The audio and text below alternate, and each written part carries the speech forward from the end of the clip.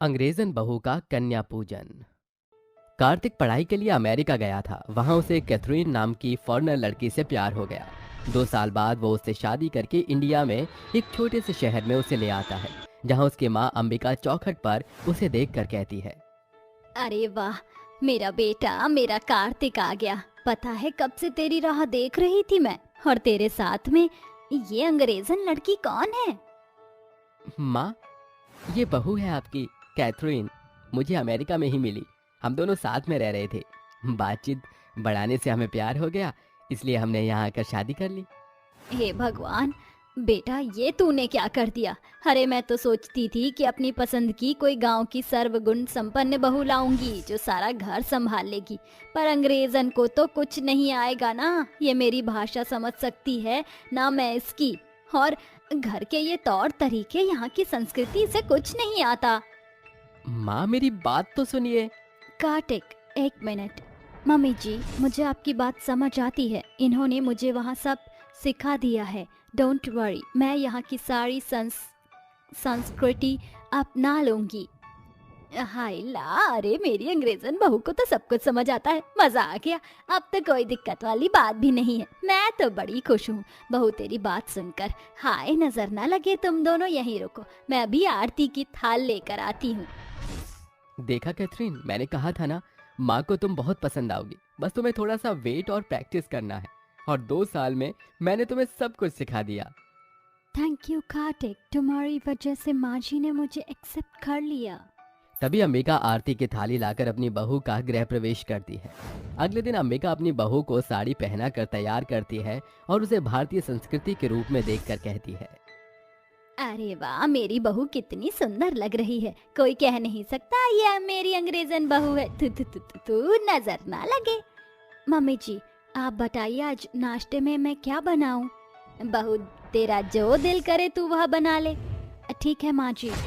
फिर मैं मटर पनीर, डेजर्ट में खीर और पूरी सब्जी बना लेती हूँ। हाँ हाँ बहू, कुछ भी बना ले। मैं तो तेरे हाथ का स्वाद चखने के लिए बेसब्र हो रही हूँ।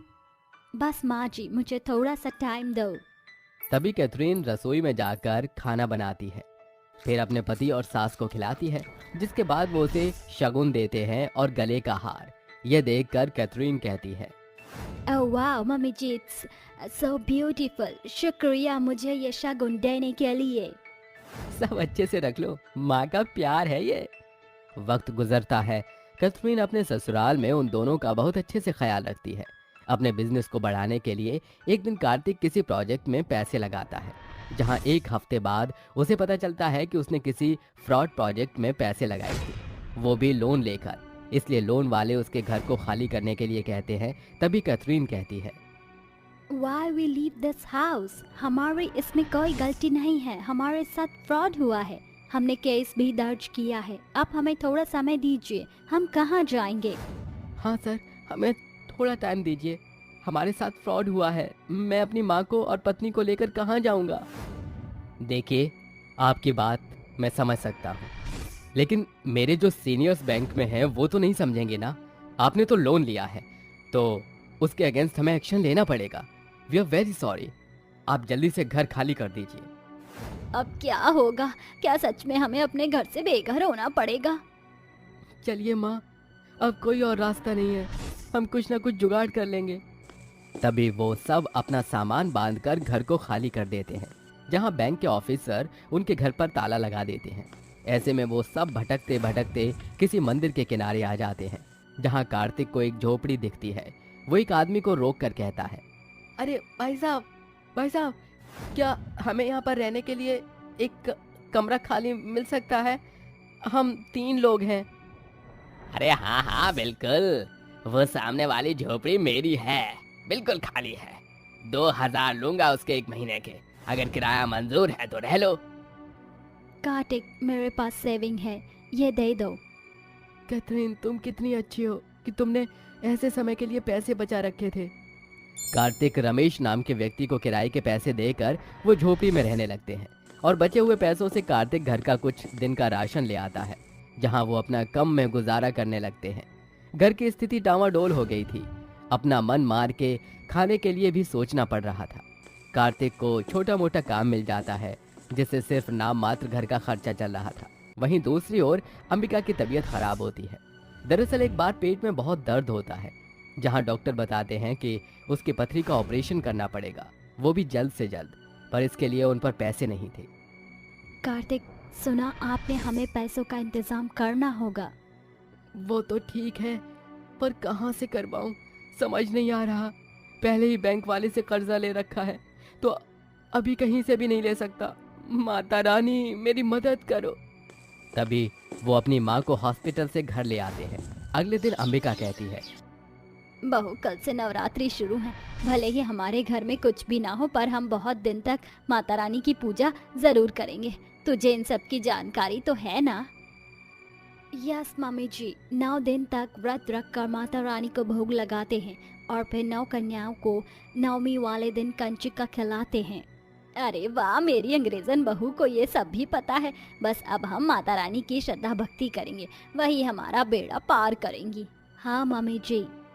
ऐसा कहकर कैथरीन अपने पति के साथ घर की साफ सफाई करती है और पूजा का नारियल, चुनरी इत्यादि सामान लाकर अगली सुबह घर साफ करके माता रानी की चौकी लगाती है, जहां सब बैठकर आरती करते हैं। अम्बे तू है जगदम्बे काली, जय दुर्गे खप्पर वाली, तेरे ही गुण गाएं भारती, ओ मैया हम सब उतारे तेरी आरती। बोलो अम्बे माता की जय, जयकारा शेरा वालिदा बोल सांचे दरबार की जय। बहू, हमारे घर में जो भी है माता रानी को उससे ही भोग लगा दे, क्योंकि हमारे पास और कुछ नहीं है। जी मामी जी। ये कहकर कैथरीन माता रानी को गुड़ का भोग लगा देती है। 8 दिन बीत जाते हैं। कार्तिक कैथरीन को पैसे नहीं दे पाता, तो वो कहती है, अरे अब मैं कैसे 9 कन्याओं को खाना खिलाऊंगी? तुम्हारे पास पैसे भी नहीं है। हे माता रानी, हमारी मदद करो। मैं अपने मालिक से बात करके आता हूँ। मम्मी जी, मैं कोई काम देख लेती हूँ जिसके आज ही मुझे पगार मिल जाए। आप अपना ख्याल रखिए। दोनों पति पत्नी बाहर चले जाते हैं, जहाँ एक आदमी कहता है, अरे आइए आइए, जो इस अंगारों पर चलेगा उसे मिलेंगे पूरे 5000 रुपए। क्या अंगारों पर चलना होगा? मुझे ये करना ही होगा। भैया, मुझे इन अंगारों पर चलना है। आइए आइए। ऐसा कहकर कैथरीन अंगारों पर कुछ देर तक चलकर उसे पार करती है। ये दृश्य देखकर वो आदमी, जो कि माता रानी का शेर था, मन में बात करते हुए माता रानी अपने शेर से कहती है, माँ, अब तो आपको यकीन हो गया है ना कि कैथरीन आपकी बहुत बड़ी भक्त है।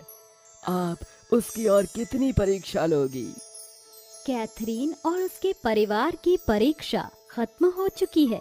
मुझे उसे दर्शन स्वयं देने होंगे। आखिर ये तो माता रानी की लीला थी। अंगारों पर चलने के बाद उसे वो पैसे मिल जाते हैं, जिससे अगले दिन वो 9 कन्याओं को घर पर भोजन खिलाती है। तत्पश्चात 9 कन्या एक में समा जाती हैं। फिर माता रानी प्रकट होकर कहती हैं, कैथरीन, कार्तिक, मैं तुम दोनों की अग्नि परीक्षा से बहुत प्रसन्न हूँ और तुमने भरपेट मुझे भोजन कराया, इसीलिए मैं तुम्हारा घर, व्यवसाय, सब वरदान स्वरूप तुम्हें लौटाती हूँ और अंबिका को निरोगी काया देती हूँ। माता रानी, आपने हमें दर्शन देकर धन्य कर दिया और जो वरदान मुझे और मेरे बच्चों को दिया है उसके लिए आपका बहुत बहुत शुक्रिया। माता रानी, हम धन्य हो गए आपके दर्शन पाकर। बोलो सच्चे दरबार की जय। माता रानी अपने दर्शन देकर अंतर्ध्यान हो जाती हैं। साथ ही वरदान स्वरूप कार्तिक को अपना पुराना बिजनेस, घर, सब चीज वापस मिल जाती है, जिससे वो खुशी खुशी रहने लगते हैं। माता रानी के भक्तों, कभी भी आप किसी विकट परिस्थिति में परेशान मत होइए। सदैव माता रानी पर भरोसा रखिए, वो अपने भक्तों की बेड़ा पार कर ही देती हैं। अरे मोहिनी, शिल्पा, अनाया, तुम तीनों कहाँ जा रही हो इतनी सुबह सुबह? माँ जी, क्या आपको पता नहीं, आज शनिवार का दिन है। हम तीनों अपनी पार्टी में जा रही हैं। अब क्या आप हमें यहाँ अपनी बातों में उलझा कर ही रखोगी या फिर हमें जाने भी दोगी? वैसे भी हम तीनों बहुत लेट हो चुके हैं। बाकी की बातें हम माँ जी रात को आने के बाद आपस में कर लेंगे। मोहिनी, शिल्पा, अनाया तीनों ही ऐसा कहने के बाद अपनी पार्टी के लिए निकल जाती हैं। कुछ ही देर में वह पार्टी में पहुंच जाती हैं, जहां वह टेबल पर अपनी कुछ सहेलियों के साथ बैठी होती हैं और ताश खेल रही होती हैं। अब मेरी बारी, ये मेरे ताश का पत्ता। अरे वाह, तुम्हारे पास तो हुक्म का इक्का है। लगता है कि हर बार की तरह इस बार भी ये तीनों ही जीतेंगे। ये तो होना ही है, आखिर हम अमीर भी तो हैं, इसी की वजह से हैं। और फिर ये सब दिमाग का खेल है, तो तुम सभी के दिमाग में नहीं आने वाला। देखते देखते शिल्पा, मोहिनी और अनाया तीनों ही वह ताश की बाजी जीत जाती हैं और सारा पैसा लेकर घर लौट आती हैं। लेकिन घर पर आते आते उन्हें आधी रात का समय हो जाता है। तुम्हें इतनी रात कैसे हो गई आते हुए, जबकि तुम सुबह की निकली हुई हो? जब देखो सवाल जवाब सवाल जवाब। अरे आपको कोई और काम नहीं है कि हम तीनों के ऊपर ही क्यों निगरानी रखे रहती हो? थोड़ा सा ध्यान अपने बेटों के ऊपर भी रख लो, क्योंकि जो वो कर रहे हैं वो कुछ ज्यादा ही हो रहा है। देखो माँ जी, आप भी जानती हो और हम भी जानते हैं कि आपके तीनों बेटे 2 नंबर का काम कर रहे हैं, और उसमें हम भी शामिल हैं, जिसके चलते हम आज इतने अमीर हो रहे हैं। पूरे शहर में हमारे जितना रईस इंसान कोई नहीं है, इसलिए आपको हमारे ऊपर इतनी निगरानी रखने की कोई जरूरत नहीं है। मेरे तीनों बेटे तो पागल हो चुके हैं, मैं उन्हें नहीं समझा सकती, लेकिन तुम तीनों तो समझदार हो। अगर तुम समझ जाओगी तो तुम तीनों मेरे बेटे को समझा सकती हो। इस अमीरी का घमंड बिल्कुल भी अच्छा नहीं है। हम अमीर हैं तो इसमें हमारी क्या गलती है? इतने अमीर होने के बाद भी हम अपने शौक को पूरा ना करें तो ऐसे अमीर होने का भी क्या फायदा? मुझे तो लगता है माँ जी, आपको हमारे ऊपर से इतना ध्यान हटा देना चाहिए और हमें अपनी जिंदगी जीने देनी चाहिए, जो कि आप हमारा पीछा पकड़ कर बैठी हो। मोहिनी, शिल्पा, अनाया तीनों ही ऐसा कहने के बाद अपने कमरे में चली जाती हैं, जिसके बाद धनवंती भी अपने कमरे में जाकर अपने आप से कहती है, पता नहीं मेरी तीनों बहुओं को क्या हो गया है, उन तीनों को मेरी बात समझ ही नहीं आ रही है। हे भगवान, अब मैं क्या करूं और कैसे इन सबको रोकूं? इन्हें पैसों का इतना शौक चढ़ गया है कि ये किस तरह पैसा कमा रहे हैं इसके बारे में एक बार भी नहीं सोच रहे। धनवंतरी सोच सोच कर सो जाती है। वहीं दूसरी तरफ एक मीडिया वाले ने उनकी सारी बातें रिकॉर्ड कर ली होती हैं, जिसके चलते हुए वो बहुत खुश होता है। सिंघानिया परिवार का तो मैं अब वो हाल करूंगा जो उन्होंने अपने सपने में भी नहीं सोचा होगा। आज इनकी हकीकत का पर्दाफाश हुआ है और ये वीडियो कल पूरे चैनल पर वायरल हो जाएगी, जिसके बाद इनकी हालत बहुत बुरी हो जाएगी। राघव उमेश का सबसे अच्छा दोस्त था, लेकिन जब से उमेश अमीर हुआ उसने राघव का साथ छोड़ दिया था, जिसके बाद राघव को इस बात का बहुत बुरा लगा और वह उमेश से किसी भी तरह बदला लेना चाहता था। राघव ने ये वीडियो वायरल कर दी, जिसके चलते पुलिस वाले धनवंतरी के घर पर आते हैं और उमेश के साथ साथ उसके दोनों भाइयों को भी गिरफ्तार कर लेते हैं। हमें अपना काम कर लेने दीजिए, अगर आप हमारे काम में दखलंदाजी करेंगे तो अच्छा नहीं होगा। उन तीनों के खिलाफ अरेस्ट वारंट निकला है। आपके तीनों बेटे गलत काम करके पैसा कमा रहे हैं जो गैर कानूनी है, इसकी सजा तो उन्हें भुगतनी ही होगी। ये सब झूठ है, मेरे बेटे को छोड़ दो, इनका कोई कसूर नहीं है। माँ हमें बचा लो, माँ हम जेल नहीं जाना चाहते। अरे हमें छोड़ो, हमने कुछ नहीं किया है, आप हमें क्यों पकड़ रहे हो? देखो ऐसा कुछ नहीं है, हमें छोड़ो, हम कोई मुजरिम नहीं है। उमेश के सामने राघव आता है और कहता है, आखिरकार राज, मैंने अपना बदला ले ही लिया। राघव के बच्चे, मैं तुझे छोड़ूंगा नहीं, मैं तुझसे इसका बदला लेकर ही रहूंगा।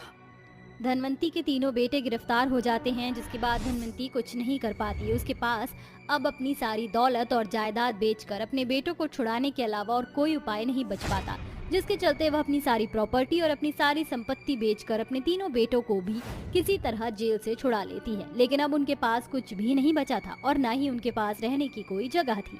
तभी उनके सामने उनका नौकर हरीलाल आता है और कहता है, मालकिन, जब से मैं यहाँ शहर में आया हूँ आपने मुझे अपने घर पर पनाह दी है और हमेशा मेरी सभी जरूरतों का भी ध्यान रखा है। आज आपकी ही बदौलत मैं यहाँ कमा पा रहा हूँ। मेरे पास ज्यादा कुछ नहीं है, एक छोटा सा घर है जिसमें एक कमरा खाली है, अगर आप चाहो तो उसमें रह सकती हो। धनवंती के बाद छत नहीं थी, जिसके चलते वह अपनी तीनों बहू और तीनों बेटों के साथ हरीलाल के घर पर पहुंच जाती है, जहां उसे एक कमरा मिल जाता है। देखा, तुम लोगों ने, तुम्हें जितना पैसों का लालच था आज उतना ही सब कुछ तुमसे छिन गया। अब तुम्हें सिर्फ एक इस कमरे में गुजारा करना होगा। एक कमरे में हम सब कैसे रह पाएंगे? हे भगवान, इस नर्क में रहने से अच्छा होता कि मैं मर जाती। मुझे तो यहाँ पर बहुत ज्यादा घुटन हो रही है। मैं इस गरीबी में नहीं जी सकती माँ जी, हमारे लिए कोई और ठिकाना ढूंढिए। मैं अब कोई ठिकाना नहीं ढूंढ सकती, जितना है उसमें खुश रहो।